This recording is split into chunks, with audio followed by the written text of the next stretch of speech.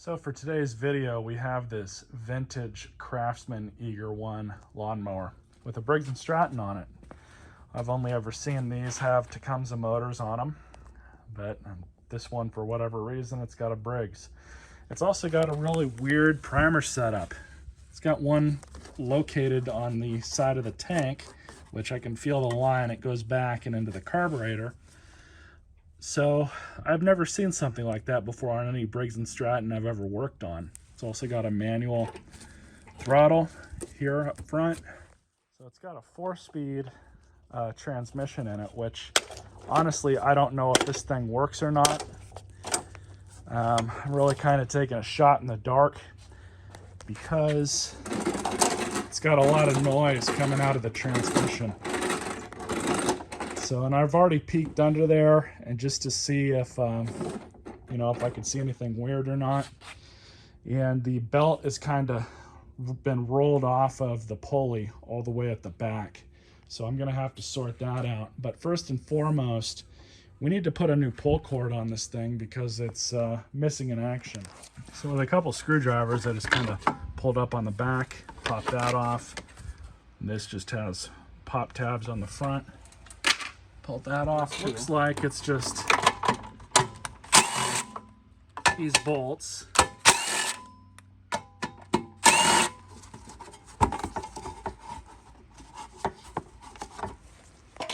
.3/8 socket pulls this bolt out. Just let that hang. Don't lose the bushing. Let's see what we can get going here. I'm just gonna lean it to the side. Try not to damage any of those fuel lines. And interestingly, the main fuel line is missing any sort of butterfly clamp that's supposed to be on there. So that's a little odd. This machine seems like it was taken care of though, because both of these are still very pliable. They're not brittle. What I suspect happened is the pull cord broke and the owner said screw it and got rid of the machine because of it. Like any other Briggs, 2 bolts in the front.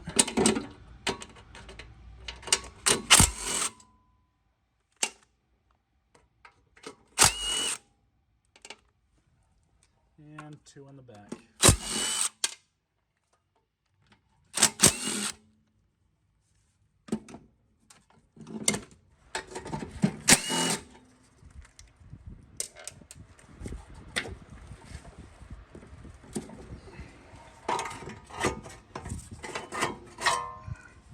Spider check. No spiders, a little dirty. Well, of course, I don't have any quantum starter recoils in this style. It's got the steel cup at the bottom. And the one that I do have, this is rotated the complete opposite way. So yeah, I could drill out the pop rivets and re-put some new pop rivets in. Put it around the correct way, but it's a little bit easier. So actually I'm gonna hose this thing off, get some cord ready and a new pull cord handle, and go from there. All right, it's mostly cleaned off, at least well enough for my liking. Got some new pull cord string. So I'm gonna pull off maybe about 8 feet or so. So all I did was just pull out the old piece of the rope there. What I'm gonna do is see if we can rewind this thing, and it looks like we still have spring tension, so that's good. But what I typically do with these is about 6 or 7 turns. That would be 1, 2, 3, 4, 5, 6, 7. Typically you don't need any more than that, but all you do is you line up that little tang there with the one up here. And then I get something like a screwdriver. Make sure that's about as straight as possible. And then just lock it in place. Pretty simple. So then grab our new cord, which is still attached to the reel. But if you have one that's, in its own package, don't worry about this step, but this is just what I do sometimes. But all I do is just take this and feed it on through. I've done this so many times, it's really not that hard for me, but cauterizing the end of these ropes makes all the difference, and it saves you a lot of trouble. But I know that these can be kind of a pain for some people. Just tighten it up just a little bit. And then make sure the tail is inside just like that. And we're going to pull this out. What I'm going to do is just feed the rope in.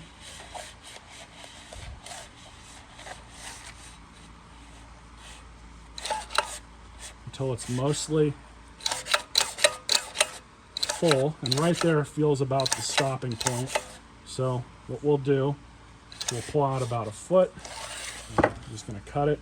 And the good thing is we can always shorten it, but cutting off too much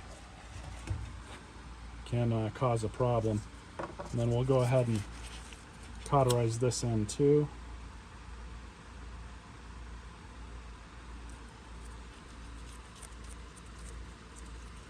Simple as that. Here's one that's the correct size. Just for simplicity, we'll move that knot a little bit further back.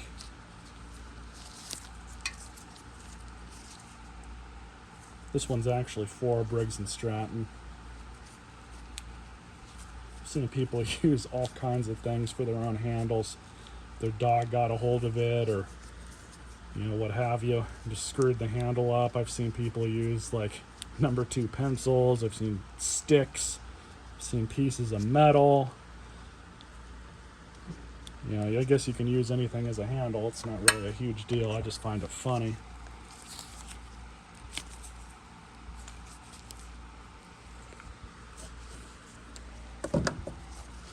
At the end, I like to get the knot close, but not too close.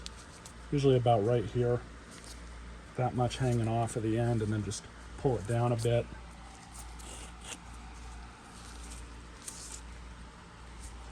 And just yank on the cord so it's nice and tight. Now it's ready to go back on the machine. So everything's all back together. And it does have oil in it. I just put some gas in it. So it's on high. I don't know how many times I'm supposed to hit that.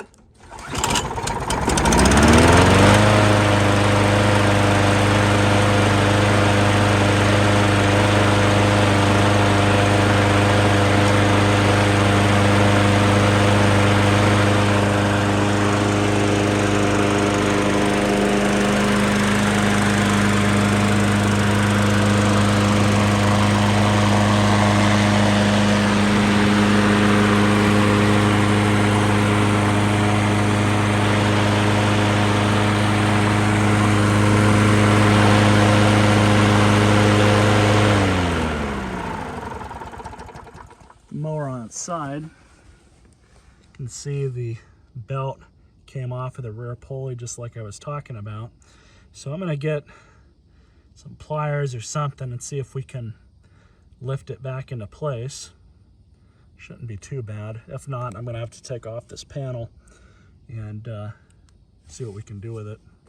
So having never worked on one of these particular mowers before, I ended up taking the bag off and found this access door, which is conveniently right where it should be.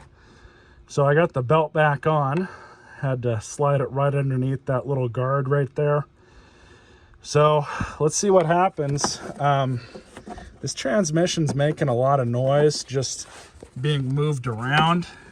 So I kind of don't really have very high hopes for it. I have a feeling that it might just be shot, and maybe they took the belt off on purpose.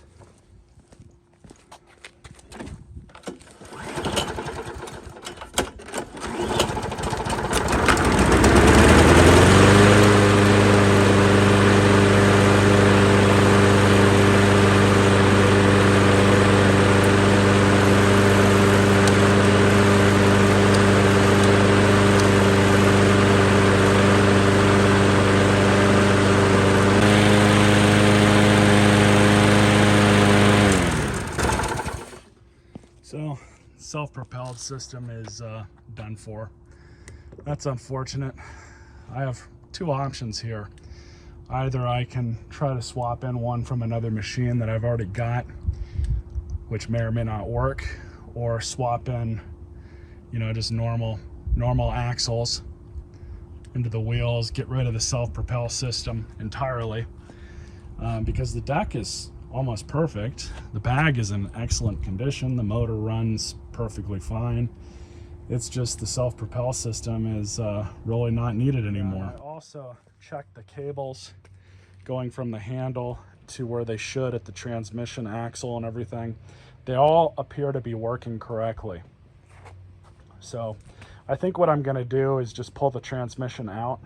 If you look here, it's one of the machines that thankfully the bolts holding up, there's the bolts holding the wheels on each side here and there on the same side, but the axle with the drive gear is on this side in the back. So what I could do is just remove both the drive gears and be done with it, but it still weighs a good amount.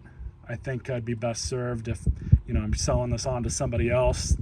I might as well just remove the whole thing, because that's at least, you know, 10 pounds of extra weight that doesn't really need to be there.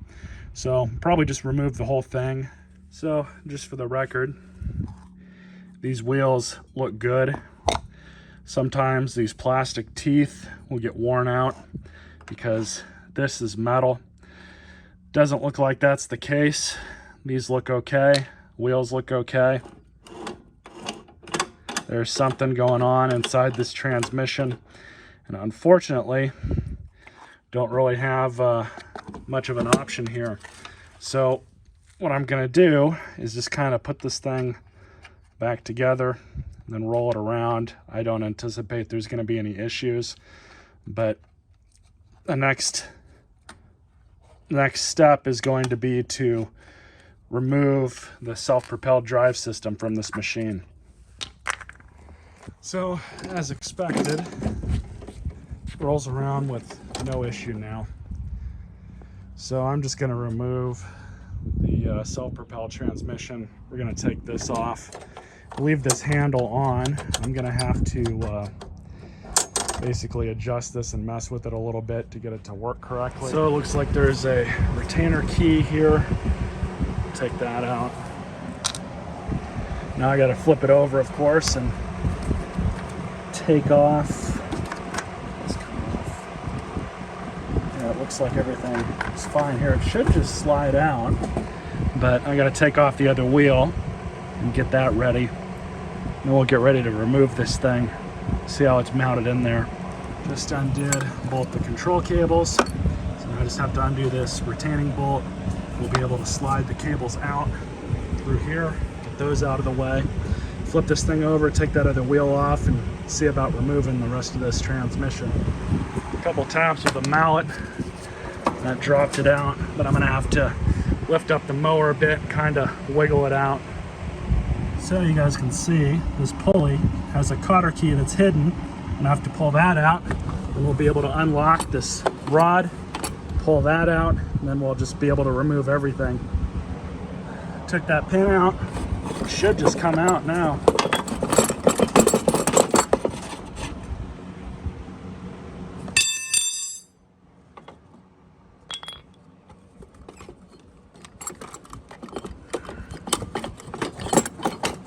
Good riddance. So just to clean all this out, put the wheels back on, and it should be good to go. So I just cleaned and sharpened the edges on the blade. Nice and sharp. It's also balanced. Just throw that back on.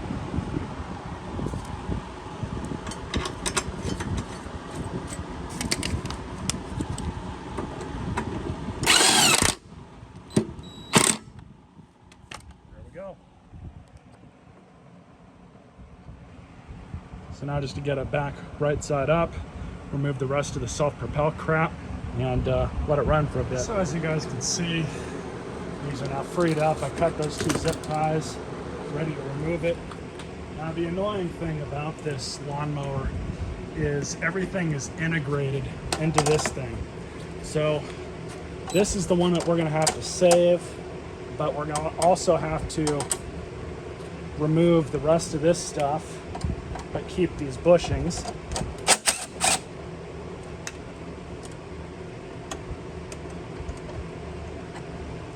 So we'll just take that off.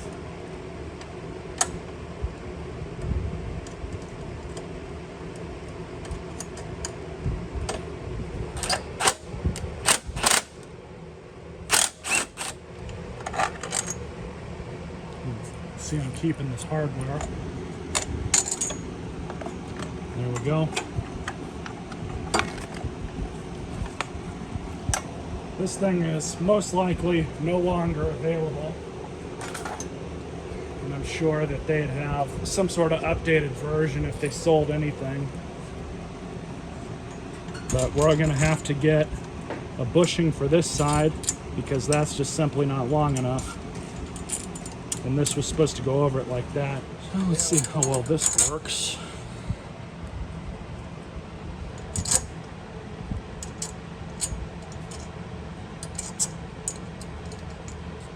Both roughly the same size.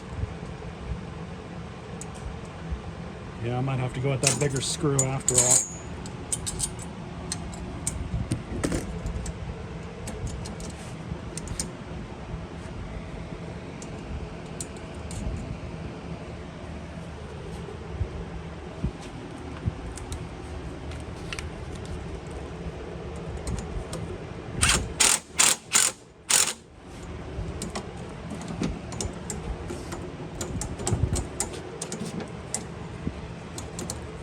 Works as advertised, right?